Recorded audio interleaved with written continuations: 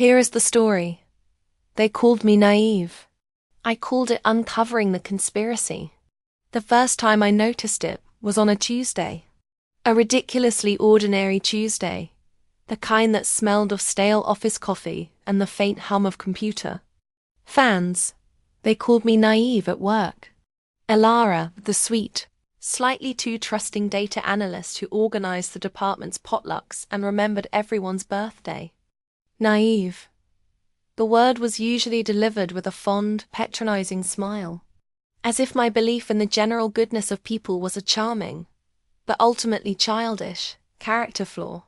My world was one of numbers, of spreadsheets, and datasets.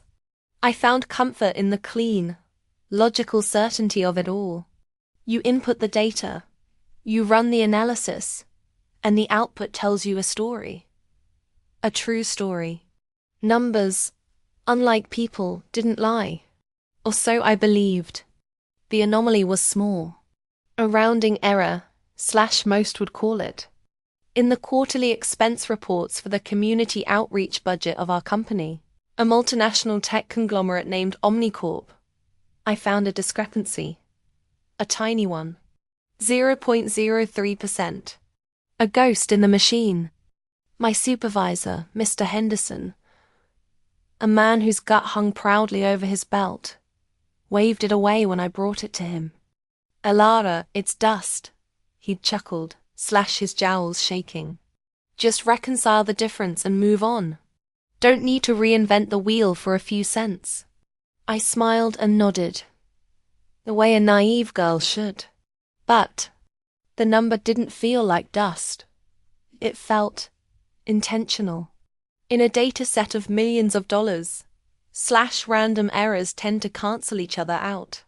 This was a persistent, one-way discrepancy. A small, steady leak.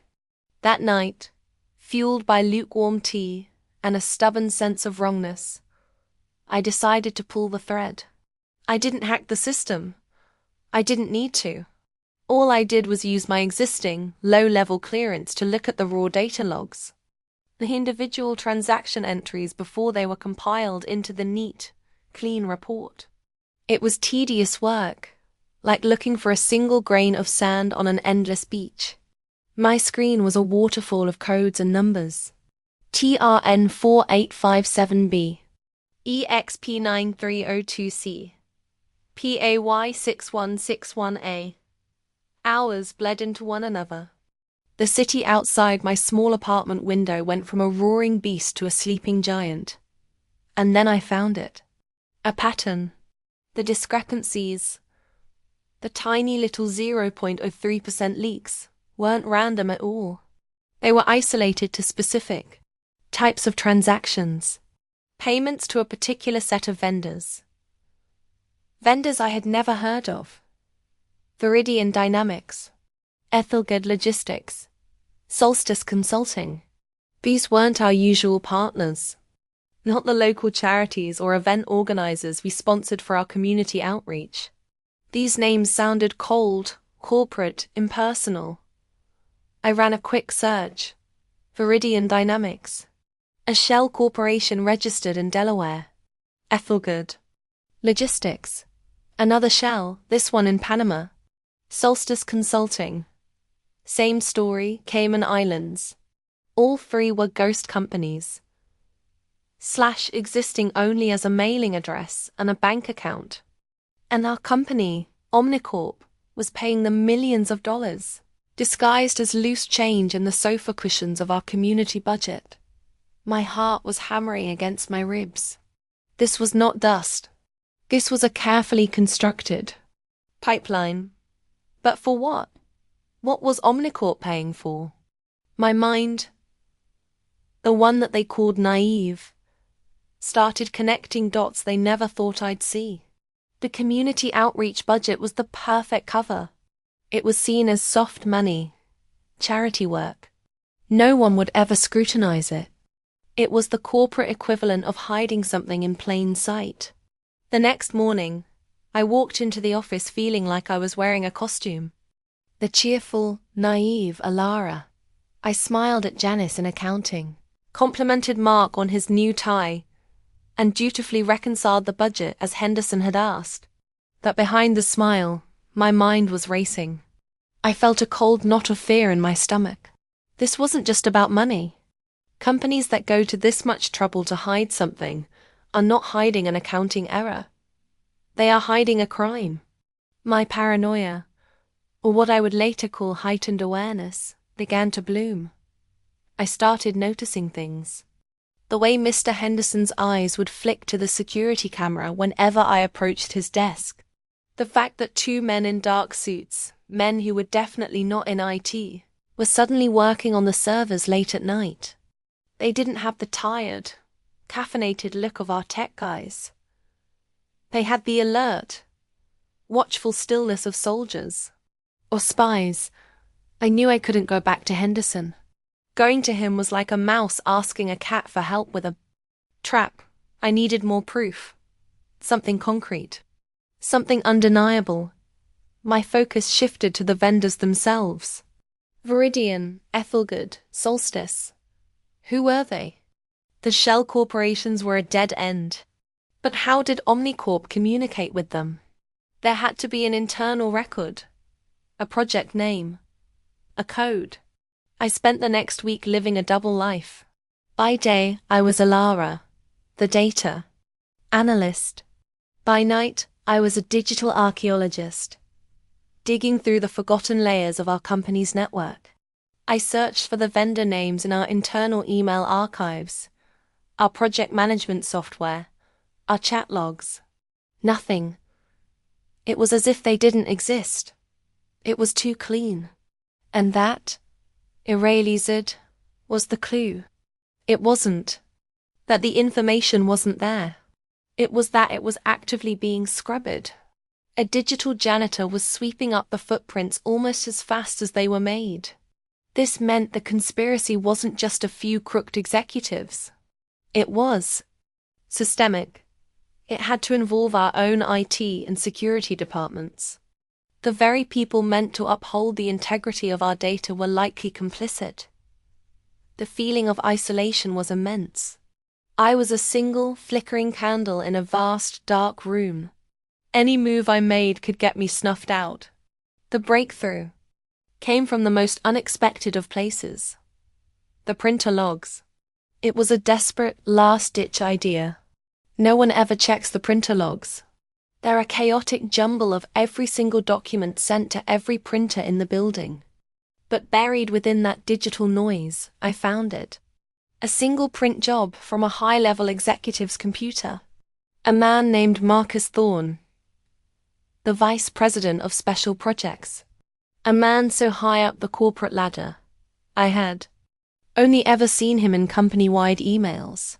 The print job was a simple PDF, and its file name made my blood run cold.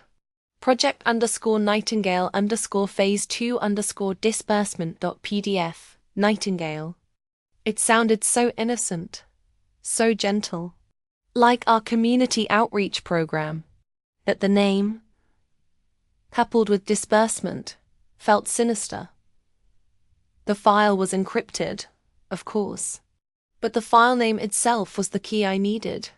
Project Nightingale. Armed with this new search term, I dove back into the network. This time, I wasn't searching the main servers. I was looking in the dark corners, the backup archives, / the temporary file caches, the places a digital janitor might miss. And there, in a forgotten corner of a dusty backup server from 3 years ago, I hit the jackpot.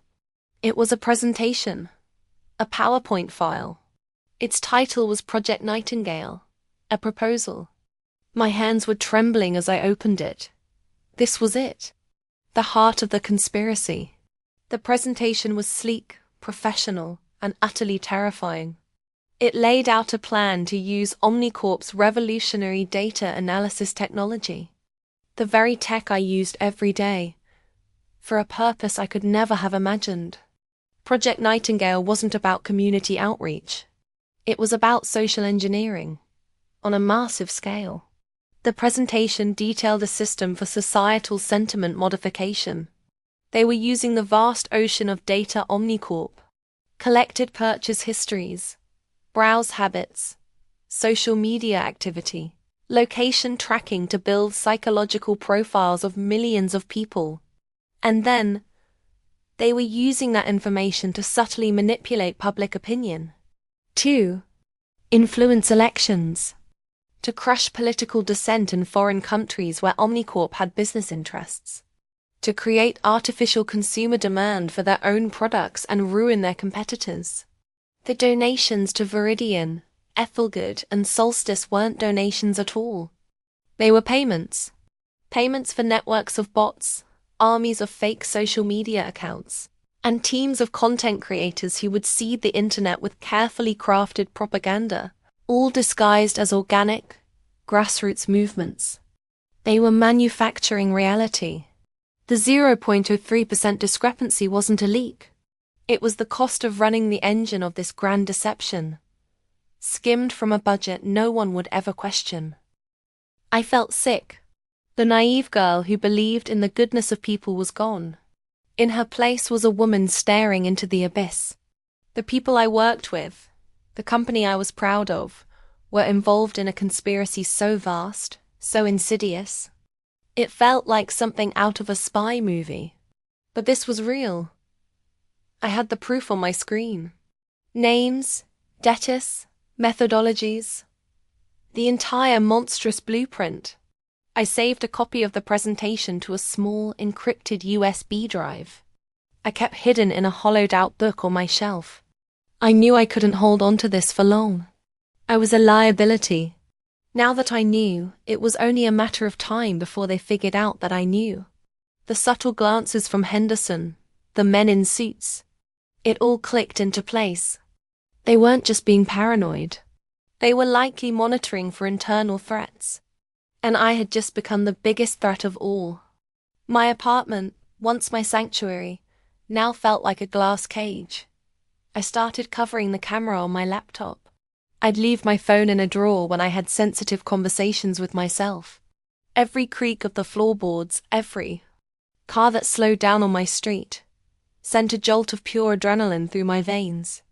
They called me naive. But naive people didn't check for listening devices in their smoke detectors. Naive people didn't start sleeping with a heavy-duty doorstop wedged under their front door.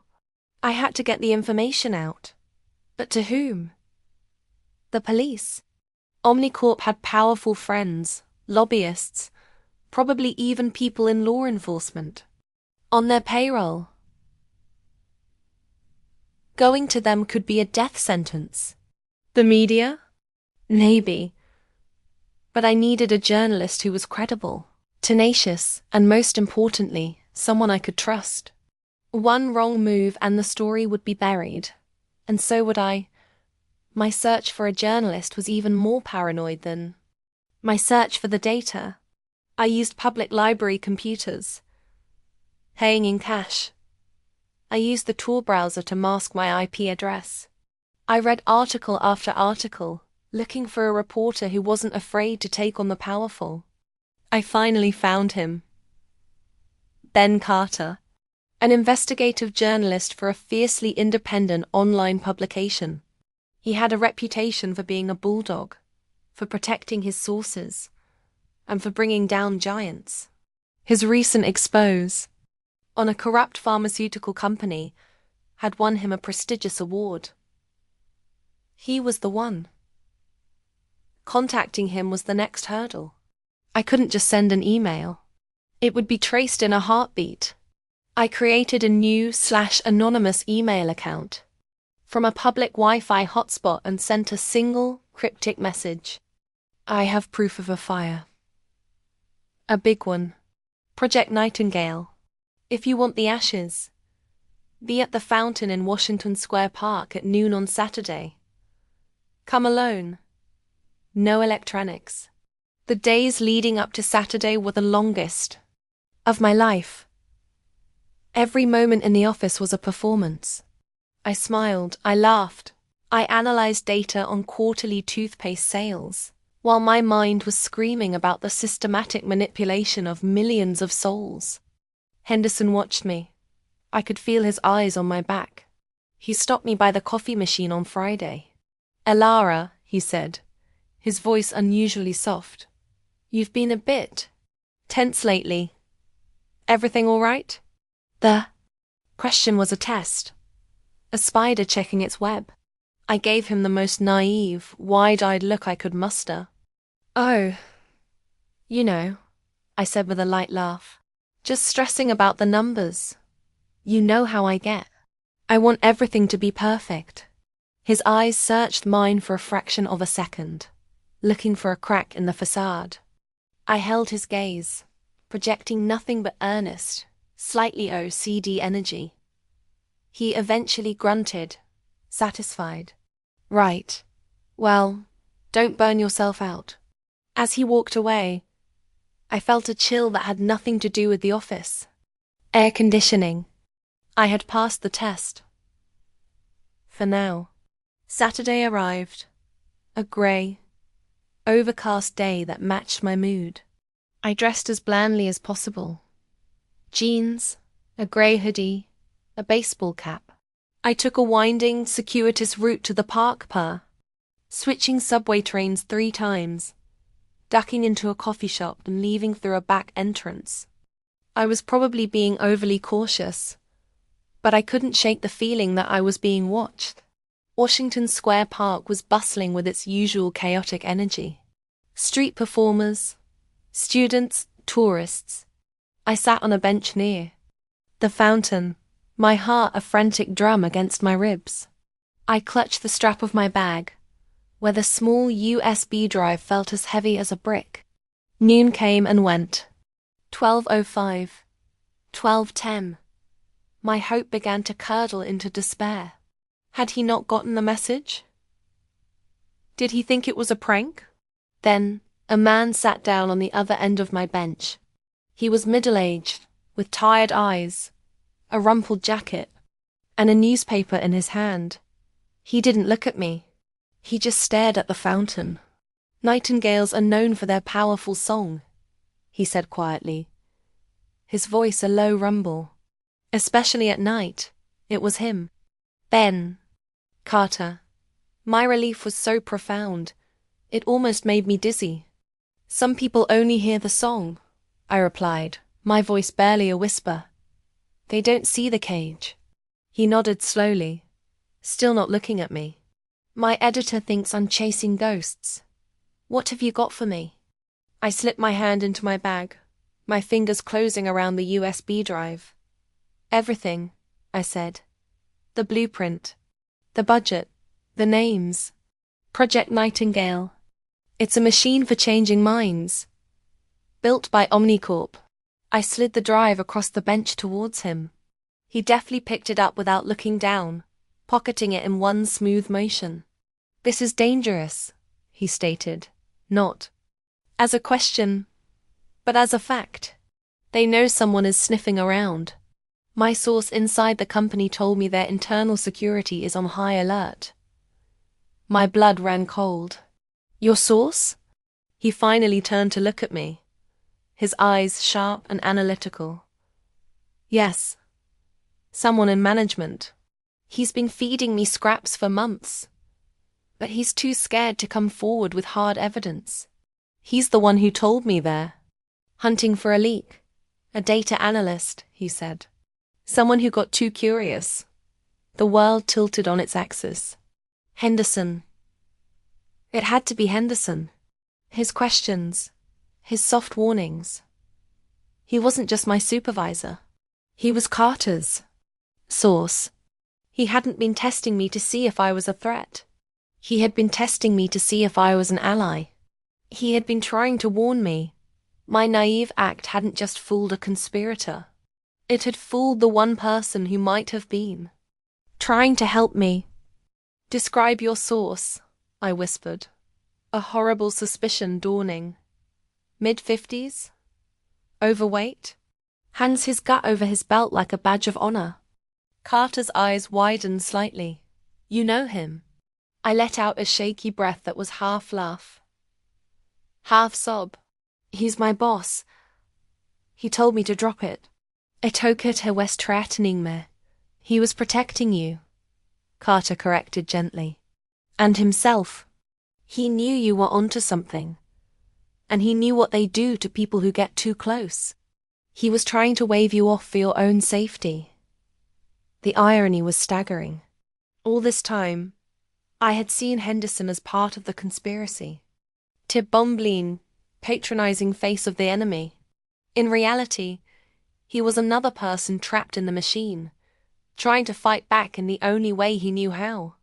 They know it's me, I said, the reality of my situation crashing down on me. They must.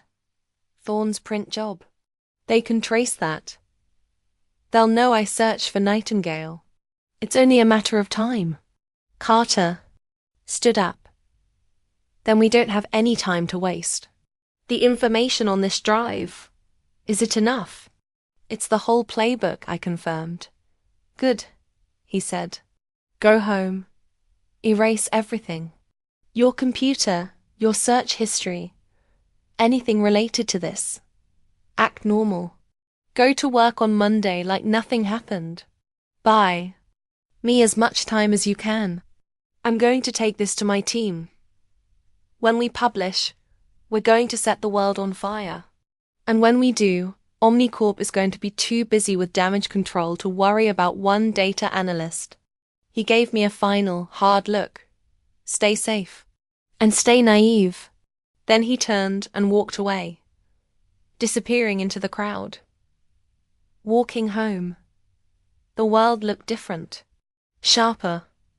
More dangerous. The conspiracy wasn't just a file on a USB drive anymore. It was real, and it was hunting me. When I got to my apartment, the door was slightly ajar. My heart stopped. I never, ever leave my door ajar. I pushed it open slowly. The place was a wreck. My books were swept off the shelves. My sofa cushions were sliced open. Over my mattress was overturned. My laptop was gone. They had been here. The men in suits. They had tossed the place looking for the data. And they hadn't found it. They had underestimated the naive girl. They never would have thought to check the hollowed-out copy of Pride and Prejudice on my shelf, where my backup drive was still safely hidden. But they had left a message. On my coffee table, propped up against a shattered mug, was a single dead nightingale. A clear, brutal warning. We know. I didn't scream. I didn't cry. The fear was so cold and so absolute that it had frozen all other emotions. I backed out of the apartment slowly, closing the door behind me. I couldn't stay here. I couldn't go to the police. I couldn't go back to work on Monday. Carter's plan was good, but it was already obsolete. They were onto me, truly onto me. I walked. I just walked for hours, with no destination in mind. My only possession of value was the backup USB drive in my pocket. I was a ghost. A loose end. Omnicorp wouldn't just fire me. They wouldn't just threaten me. They would erase me. A tragic accident. A sudden disappearance. The naive data analyst who got in over her head. My only hope was Carter. That I needed to survive until his story broke. I found a 24-hour diner and slid into a booth, ordering a coffee I didn't drink. I used their Wi-Fi to send one last message to Carter from my anonymous account. They know. My apartment was tossed. They left a bird. Going dark. Publish it. Publish it all. I shattered my phone on the pavement outside the diner and threw the pieces into a storm drain. I withdrew all the cash I could from an ATM and bought a bus ticket to a city I'd never been to, paying in cash. As the bus pulled out of the city, I watched the gleaming glass tower of Omnicorp headquarters disappear into the skyline. I had been one of thousands of anonymous employees in that building. Now, I was its single greatest enemy. The next few days were a blur of cheap motels, bus station waiting rooms, and constant, gnawing fear. Every face in a crowd seemed to belong to a company goon. Every time a car slowed down beside me, my body tensed for a fight or flight. I bought burner phones, using them only once to check the news before discarding them. I watched Carter's publication's website like a hawk. Nothing. Day after day, just the usual news. My money was running out. My hope was dwindling. Had they gotten to Carter? Had they threatened him, or worse? Was I truly alone in this? The thought was crushing. The naive girl I used to be would have given up. Would have assumed the worst and succumbed to despair. But I wasn't her anymore. I was the woman who had stared into the abyss, and the abyss had stared back. On the 5th day, it happened. I was in a small public library in some forgotten town in the Midwest when the headline loaded onto the screen. It was simple, direct, and utterly devastating. Project Nightingale. How Omnicorp's secret weapon is manipulating your reality. The story was there. All of it. Carter had done it.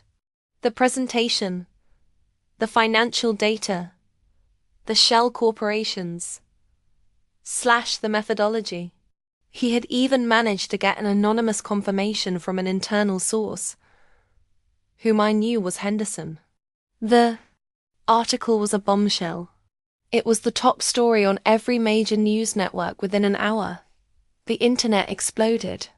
#Project Nightingale was trending worldwide. Governments announced immediate investigations. Omnicorp's stock plummeted so fast they had to halt trading. The company's PR department issued a frantic denial, calling it baseless slander from a disgruntled source. But the proof was too overwhelming. The data I had found. The numbers that didn't lie. They were singing their own powerful song now, for the whole world to hear. I sat there, in that quiet library, and I cried. Not from fear, but from a profound, earth-shattering sense of relief. I had done it.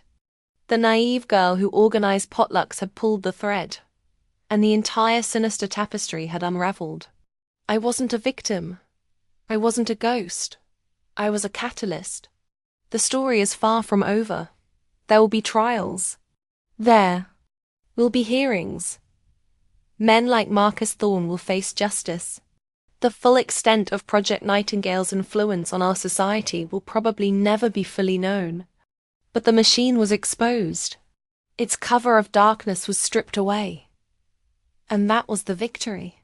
I am still in hiding. It will be a long time before I feel safe again. I have a new name, a new life. I look over my shoulder, a little less these days. Sometimes I see the Omnicorp logo on an old product, and I feel a faint echo of that cold fear. But it's followed by a surge of pride. They called me naive because I believed in good. I still do, but I've learned that good doesn't just happen. Sometimes you have to fight for it.